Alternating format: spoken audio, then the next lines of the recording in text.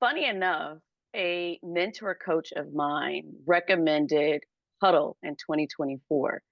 And I had been considering group coaching, but did not know where to explore and hadn't even gotten to the point of exploration. But she sent me a note. She said, check out Huddle Fest. I checked it out and I was in love. I was in love with the programming. I was in love with the content, the formatting, and I fell in love with Dom.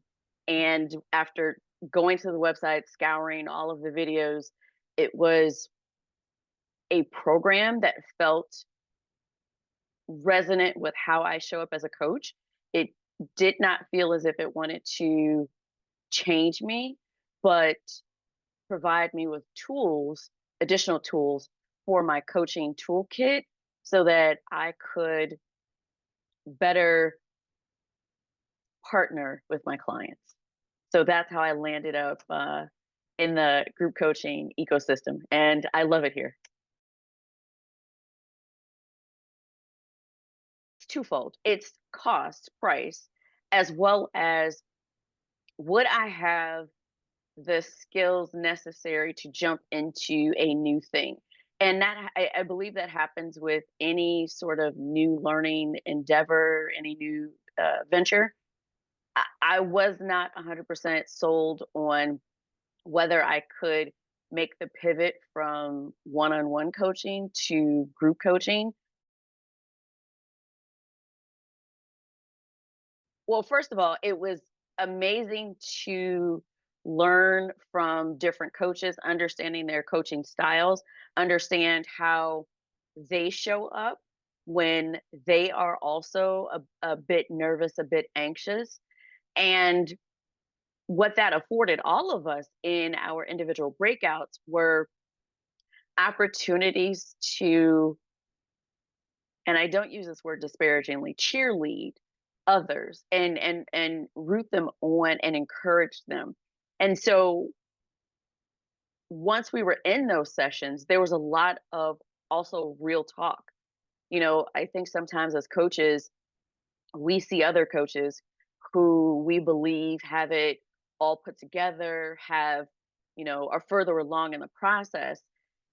Those conversations really allowed us to share our vulnerability, to explore fears that we have as business owners, as coaches, and what it looks like to straddle the fence between those two hats that we wear. Oh, it was practicing leading a group because before I joined the program, in my mind, it made sense because I have experience with learning and development. I have experience facilitating in front of large groups of people. And so I just assumed it would be as straightforward. Boy, was I mistaken. It really humbled me and it really allowed for evaluation of how large a group I wanted to lead initially. Because again, before I had the practice, the real world application, my brain was saying, you can lead a group of 12 to 15, no problem. The reality with a group of four, that was challenging. And it really caused that reevaluation, a re-exploration of what did I want my group to be? Was it simply about numbers, or was it about a shared intimate space that allowed people to go deeply?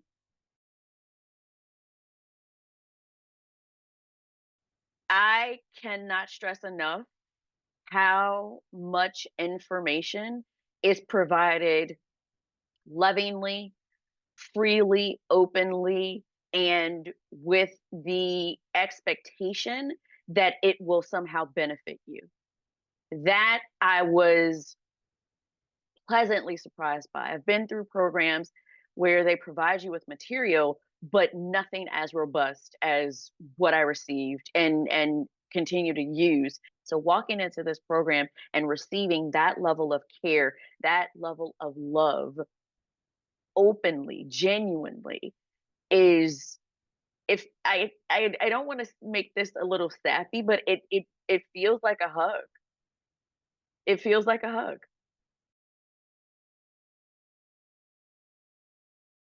Oh, anyone who is looking to A, challenge themselves, and B, expand how they show up within their business.